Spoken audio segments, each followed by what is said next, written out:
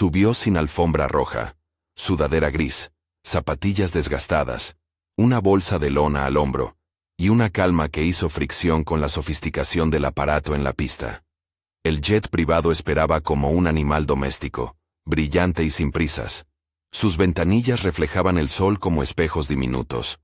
El motor murmuraba en reposo, un zumbido contenido que llenaba el aire y hacía que cada paso sobre la escalinata sonara con más peso del que merecía. Dr. Nadia Holston avanzó por el pasillo del avión como quien no quiere llamar la atención.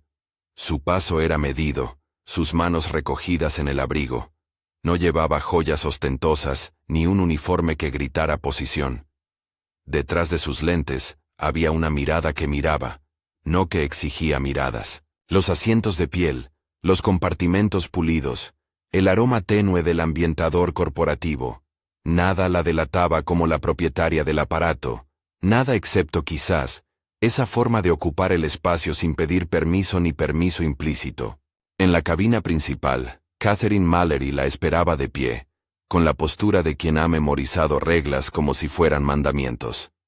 Catherine era la azafata principal, impecable uniforme, pin de la compañía, sonrisa profesional entrenada para complacer y a veces para controlar. A su lado, Tony, el auxiliar más joven, hojeaba el manifest en la tablet con dedos que delataban una impaciencia reciente. Había aprendido a moverse en silencio, a ser la sombra de protocolos y horarios. La tensión allí no empezó con un grito ni con una orden. Fue una pequeña colección de miradas. Catherine midió a la llegada. La sudadera, las zapatillas. En su cabeza, las piezas no encajaban en el rompecabezas que el lujo de la cabina le dictaba.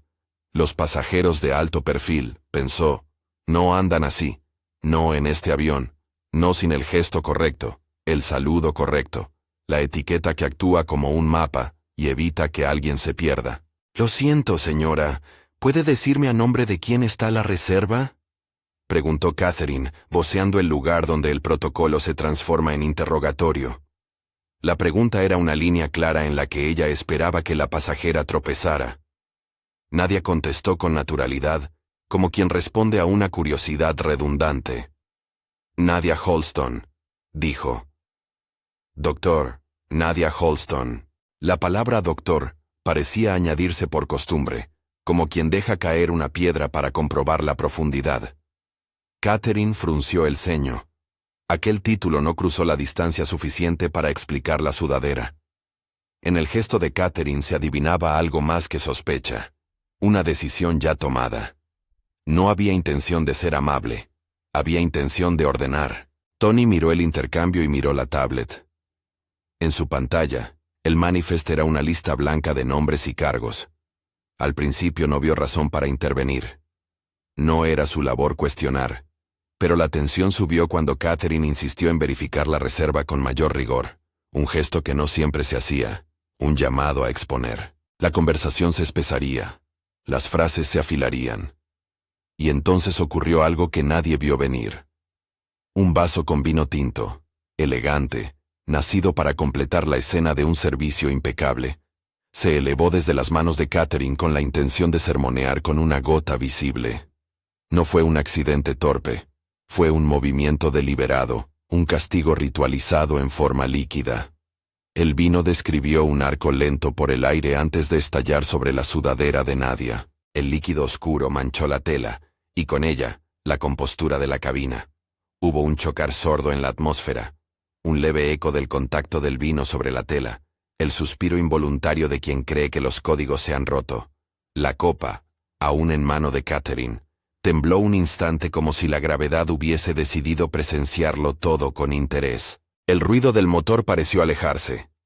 La bulla del avión se disolvió en el silencio que sigue a una ruptura social.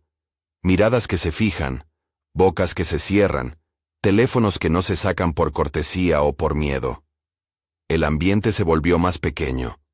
La distancia entre los presentes se redujo a lo que cada uno debía hacer para no inflamar aquello que ya ardía. Nadia no reaccionó con la ira que algunos esperaban. No alzó la voz.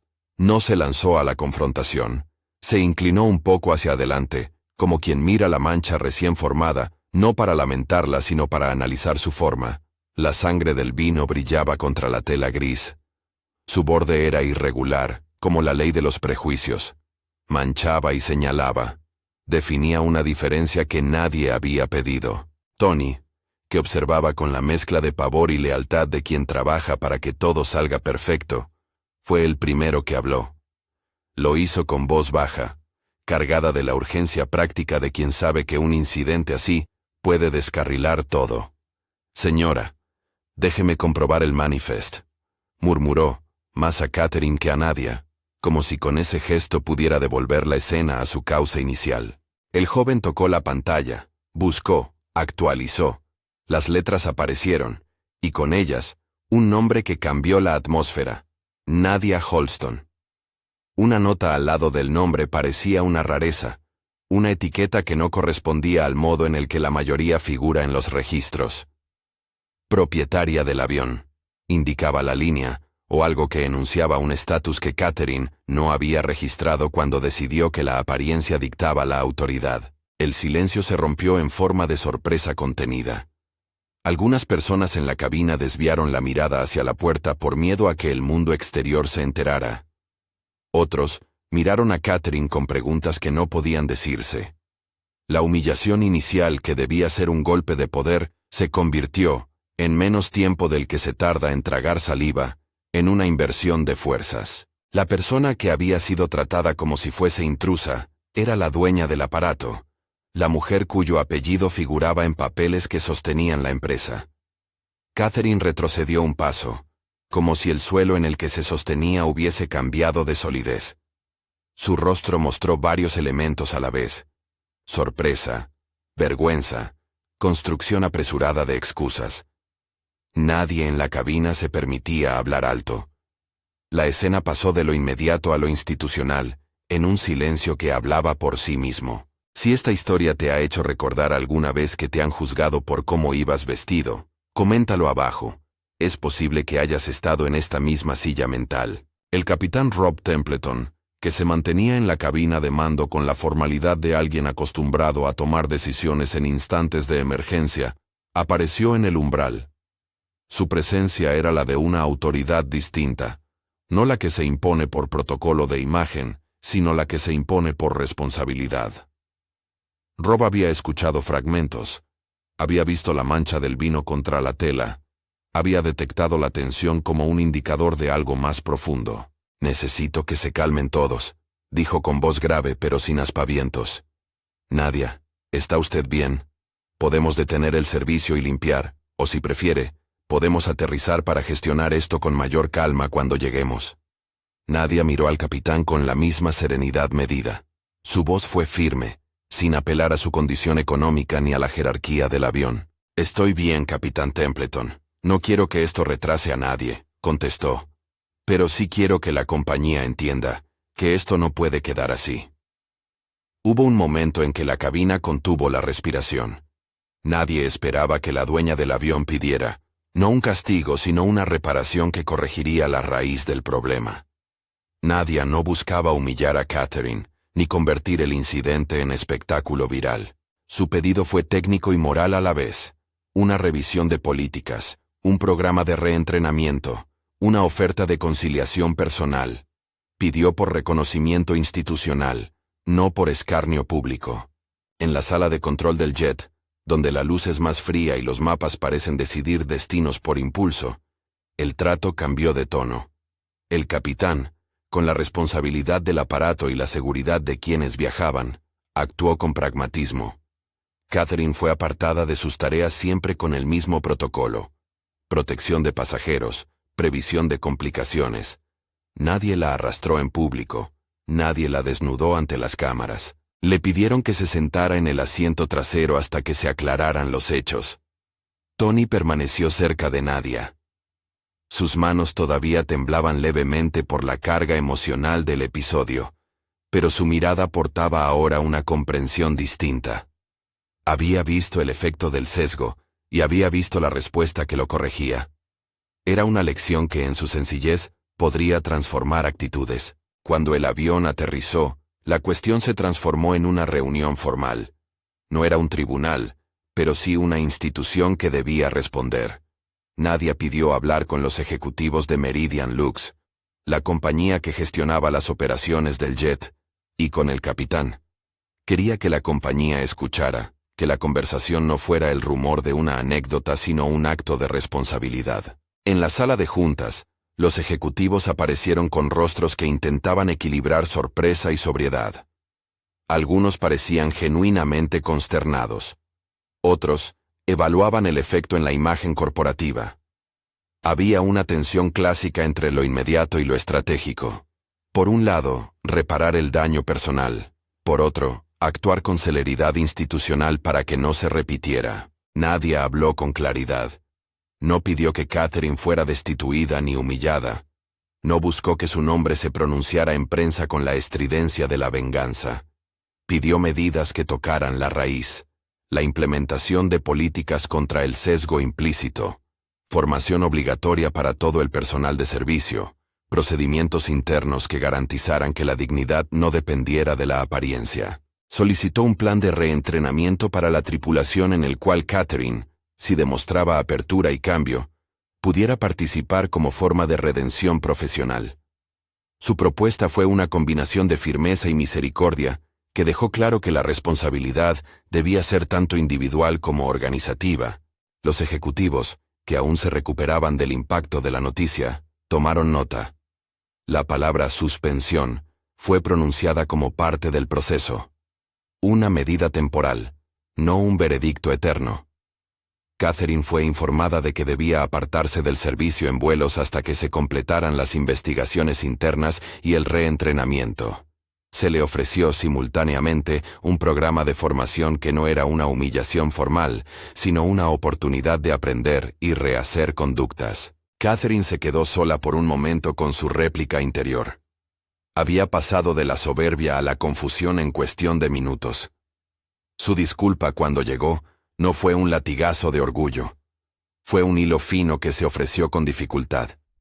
Dijo lo que muchos dicen en esa posición, que su acción no fue correcta, que actuó por miedo o por prejuicio, que entendía ahora que había fallado. No buscó justificar. Buscó un atajo hacia la reparación. Nadia lo aceptó con la calma que solo pueden tener quienes no necesitan demostrar poder con estridencias. La conversación no fue un duelo de humillaciones. Fue una lección que la compañía debía aprender si pretendía llamarse Meridian Lux, sin que aquello fuera solo una fachada. En las semanas siguientes, Meridian Lux implementó cambios tangibles. Un equipo de RRHH rediseñó los protocolos de atención, incorporó módulos sobre sesgos implícitos y microagresiones, invitó a expertos en diversidad a dictar formación y puso en marcha una política de revisión de incidentes. Catherine fue incluida en el programa de reentrenamiento. Su participación no era una garantía de rehabilitación, sino una posibilidad de reintegración, condicionada a demostrar aprendizaje y actitud. Nadia, por su parte, utilizó su posición con una sorprendente discreción. No lanzó declaraciones públicas grandilocuentes. Prefirió lo que a la larga resultaría más eficaz: acciones organizadas. Grabó un video dirigido al personal de Meridian Lux. En el segmento, su voz no tenía reproche, tenía responsabilidad compartida. Explicó por qué la dignidad es el eje de la hospitalidad y por qué una mancha de vino no debía ser un símbolo, sino un recordatorio. En el mensaje, pidió que la compañía se retractara de prácticas basadas en supuestos y construyera, en su lugar, una cultura que viera a la persona antes que la apariencia. El video circuló internamente y se convirtió en la base de los entrenamientos. No fue una lección moral aleccionadora, sino una serie de casos prácticos, simulaciones, conversaciones guiadas. Se enseñó a detectar microagresiones. Se desarrolló la empatía procedimental, cómo contener la sorpresa sin convertirla en humillación, cómo preguntar sin asumir, cómo verificar sin señalar. Catherine no fue la única que participó.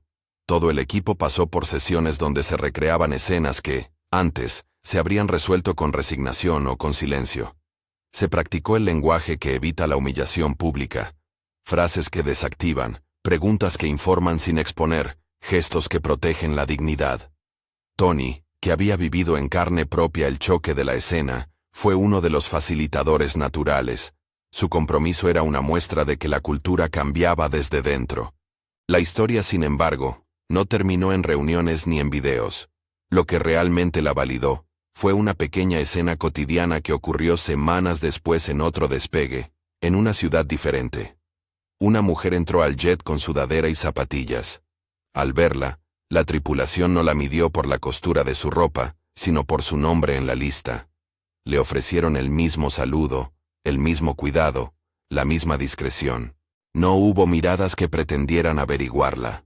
Hubo servicios que la trataban con un respeto que no pedía derecho adquirido ni verificación. La mujer, por su parte, mostró la misma calma con la que muchas personas viven sus días, sin interiorizar la sospecha que otros pueden proyectar. Esa normalidad restaurada fue el verdadero índice de cambio. No era un aplauso público, ni una nota de prensa que corriera por internet. Era la repetición cotidiana de un gesto. Ver a otro como a otro, no como a un problema. La lección que quedó no fue la del castigo espectacular. Fue la del reconocimiento del error y la decisión de corregirlo institucionalmente.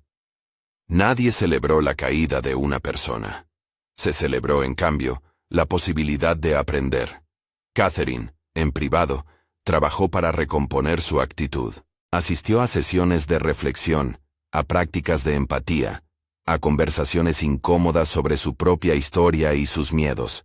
Su proceso de aprendizaje fue lento y, a veces, doloroso. Se enfrentó a preguntas que no siempre tenían respuestas cómodas.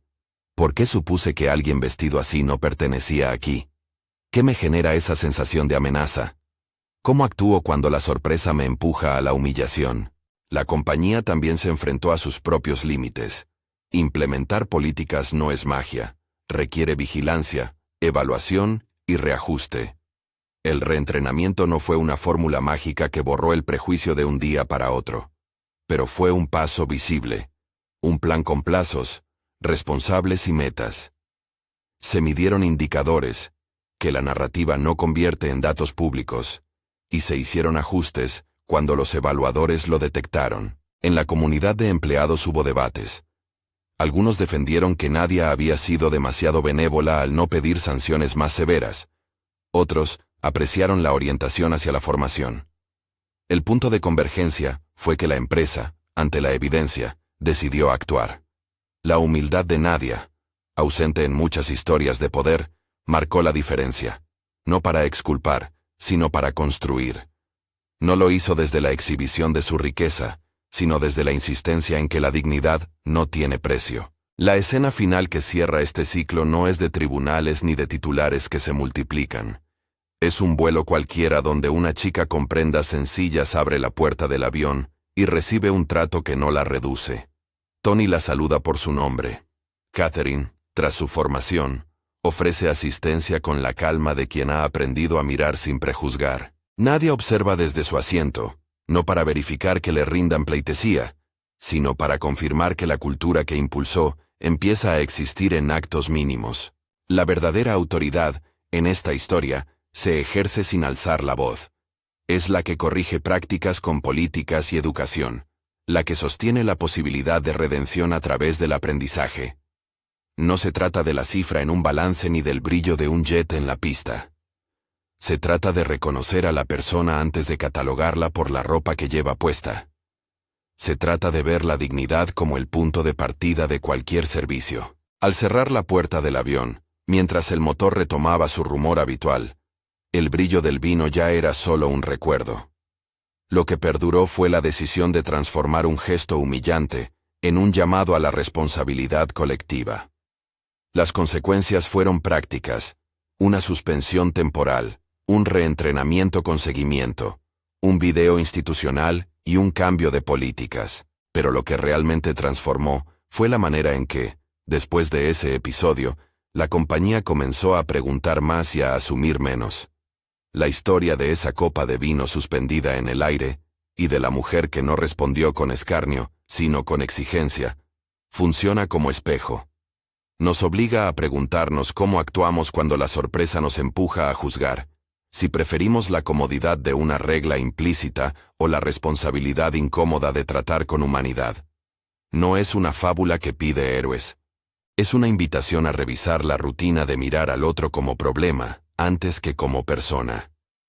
Si esta historia te ha hecho pensar en la forma en que te han juzgado, o en cómo juzgas a los demás, suscríbete y comparte para que más personas reflexionen sobre lo que a menudo dejamos pasar.